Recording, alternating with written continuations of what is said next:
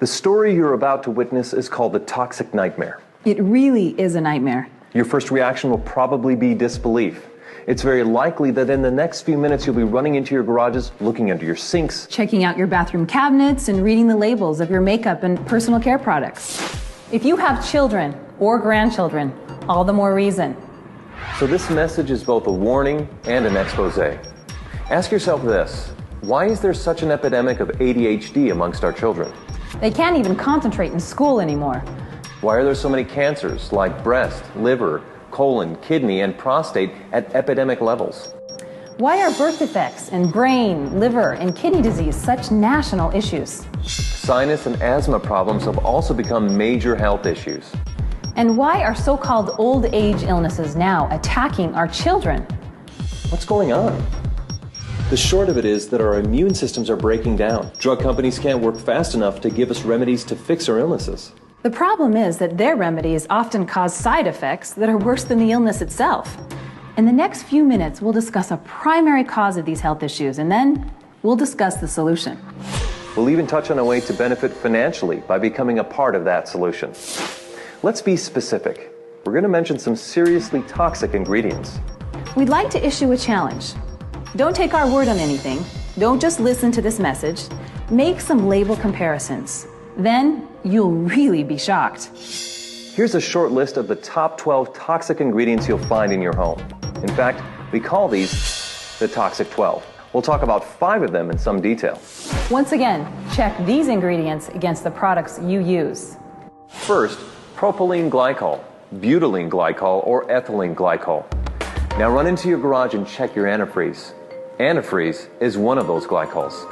Now, check your facial cleansers, shampoos, conditioners, toothpaste, underarm deodorants, and baby products.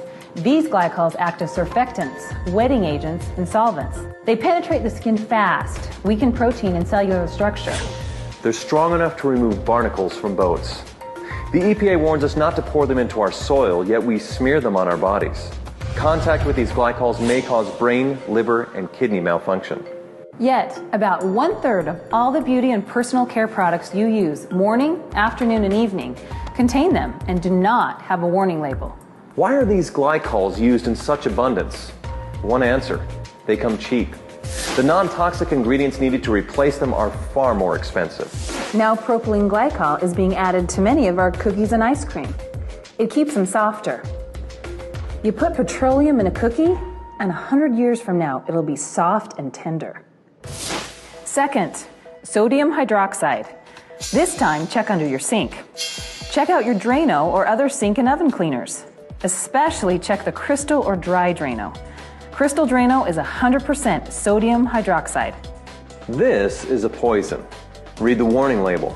Look at the skull and crossbones. Yeah, it's caustic soda lye. You'll find sodium hydroxide in most common toothpastes, especially the ones claiming total or extra whitening. I guess they figure if it cleans your drains, it'll do a good job on your teeth. It's also in many of your soaps and facial cleansers. Third, sodium lauryl sulfate, sodium lauryl sulfate, or ammonium lauryl sulfate. These sulfates are strong detergents. They're used in garage floor cleaners and engine degreasers. Yet they'll be in 90%, get that, 90% of your beauty and personal care products that foam. Why? It's the cheapest way to create foam. They're linked to eye damage, depression, diarrhea, skin irritation, and even death. Our bodies retain these sulfates for extensive periods of time. This means that even smaller dosages amount up to higher and higher levels of toxicity in our bodies. Think of what that means to smaller bodies, like infants and children. Think of the unborn infants. Any wonder why attention deficit and learning disabilities are at epidemic proportions? Fourth, DEA, MEA, or TEA. These are hormone-disrupting chemicals with ties to cancer. They're restricted in Europe, yet used freely in the US. The EPA says that repeated applications result in major increases in liver, breast, and kidney cancer. The risk is significantly increased in children. Fifth, PEG, or polyethylene glycol. This is a carcinogenic petroleum compound that reduces the skin's natural moisture. Prolonged use seriously ages the skin. In addition, it has links to all forms of cancer. The higher the PEG content, like PEG 20, 50, 100, or 120, the worse it becomes. Sixth, DMDM or urea. These are preservatives that release formaldehyde. 7. Mineral oil. It's another petroleum product that coats the skin like saran wrap. Baby oil is 100% mineral oil. 8. Triclosan. It's a synthetic antibacterial with a chemical structure similar to Agent Orange. The EPA registers it as a pesticide. 9. Parabens, or anything that has paraben as part of its name. They are hormone-disrupting chemicals. 10th, isopropyl alcohol. It ages and dries the skin, promoting wrinkles and brown spots. 11th, FD and C color pigments. These are synthetic colors from coal tar. They score the highest mark on the toxic scale. 12th, fragrances. They may contain up to 4,000 ingredients. Animal urine is most often used to create the desired smell. Well, those are the toxic 12. There's another 100 or so that should receive dishonorable mention. Additional toxicity information can be found at safecosmetics.org. Check it out. By the way, guess which occupational group has the youngest death rate? You probably guessed it. Cosmetologists. That's obviously due to increased exposure to these chemicals. Just an FYI, lawyers have the next youngest death rate. You can figure that one out for yourself. You might be asking why this is allowed to take place. Easy answer.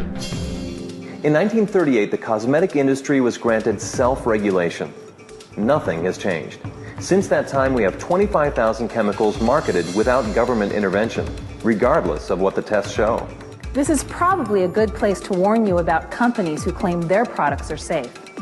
They'll tell you not to panic, that they use food-grade or cosmetic-grade glycols, sulfates, solvents, or parabens. They'll tell you how mild they are and that the critics are going overboard. It's the same thing some said years ago about smoking. Smoking can't hurt you. Smoking's not a threat to health. Well, that certainly wasn't true. A few years from now, additional information will show that these same toxic products cause a threat, just like cigarettes and smoking. Women use nearly 200 toxic ingredients daily in their routine, and men use nearly 100. These toxins, even in mild forms, mount up, stay in our bodies, store in our cells, and break down our immune system.